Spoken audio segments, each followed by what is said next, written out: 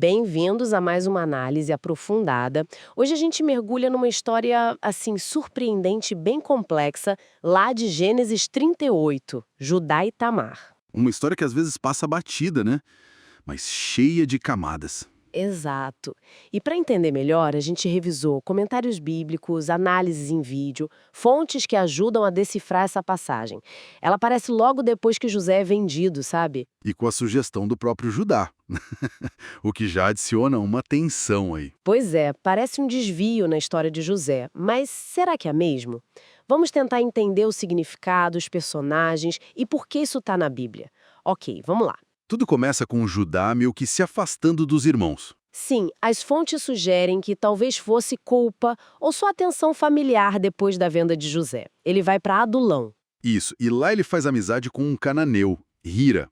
E o mais importante, casa com uma mulher cananeia, a filha de um tal Sua. Que era bem fora do padrão, né? Os patriarcas casavam dentro do grupo. Exatamente. E os comentaristas apontam o risco disso. A assimilação cultural, religiosa.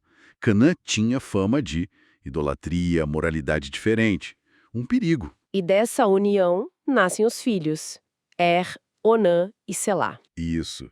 E a narrativa é bem direta com Er. Diz que ele era perverso perante o Senhor. E Deus o mata. Simples assim. E aí entra em cena a lei do levirato. A lei do cunhado. Ah, sim, um costume antigo que depois virou lei mosaica. O irmão tinha que casar com a viúva para dar descendência ao falecido. Essencial para manter a linhagem da promessa, sabe? Então Onã, o irmão seguinte, tinha esse dever com Tamar, a viúva de Er. Mas ele não quis cumprir, né? E por um motivo bem Egoísta. totalmente egoísta. As análises são claras nisso. Ele sabia que o filho seria considerado de Er, não dele. Mexeria com a herança ou status. Então ele praticou o coito interrompido, o famoso derramar o sêmen na terra. Exato.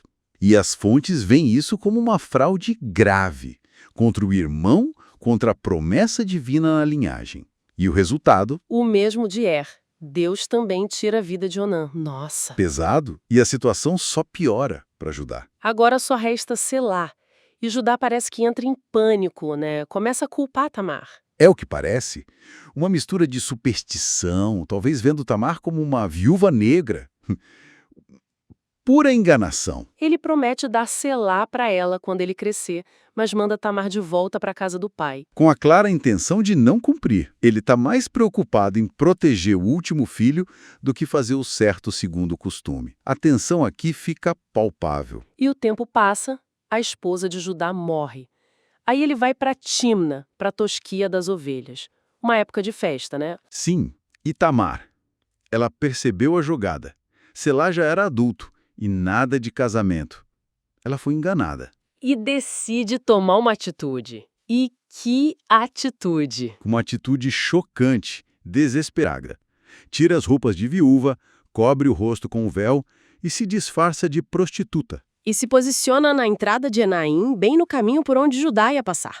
Estratégico? Muito. Algumas análises até levantam a hipótese dela se passar por uma prostituta cultual, ligada a rituais cananeus, o que seria ainda mais transgressor.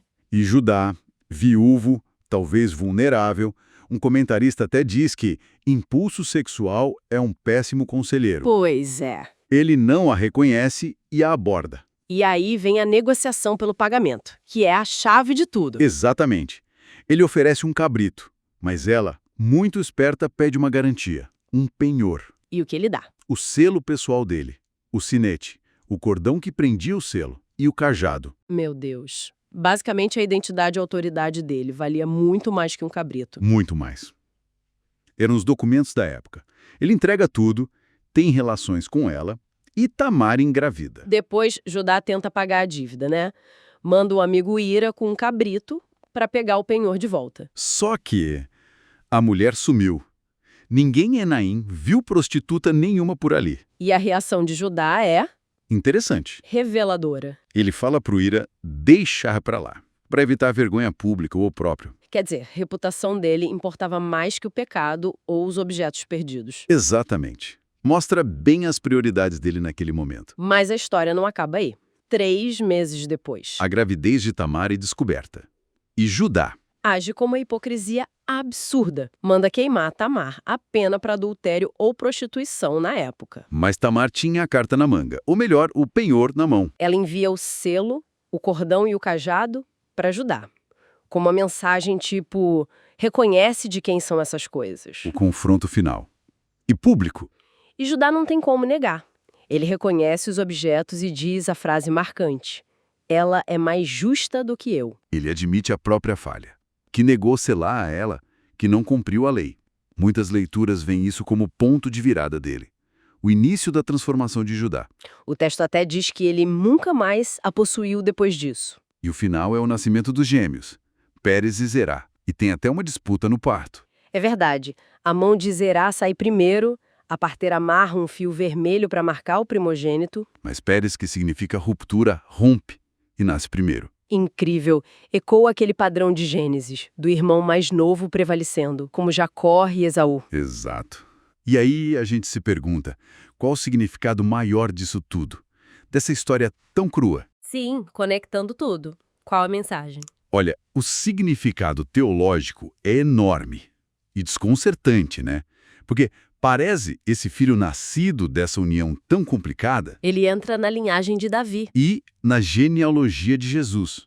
Mateus 1,3 menciona Judá, Tamar, Parese. Tá lá. Exatamente. A inclusão dessa história, sem censura, parece ter vários propósitos que as análises destacam. Primeiro, sublinha a soberania de Deus, que segue seu plano por caminhos inesperados. Mesmo através do pecado humano, né? Sim, e mostra a graça divina de uma forma radical, incluindo figuras tão falhas na linhagem da promessa. E também cria um contraste forte com a história de José, que vem logo depois. A integridade dele. Com certeza, fica ainda mais evidente. Então, resumindo, é uma história complexa sobre falhas humanas, costumes antigos, engano, mas também sobre justiça inesperada e como a linhagem messiânica foi preservada de um jeito nada convencional. E mostra o começo da transformação de Judá, justamente a partir do seu ponto mais baixo. Exato. Fica uma reflexão, né? Fica. Como essa narrativa, que não esconde a fragilidade e o pecado de personagens centrais, nos desafia a pensar sobre a graça. Como Deus parece usar até mesmo as escolhas erradas, as vidas complicadas, para tecer seus propósitos. Uma tensão constante entre nossa responsabilidade e a condução divina, né? Exatamente. Algo para a gente continuar pensando a respeito.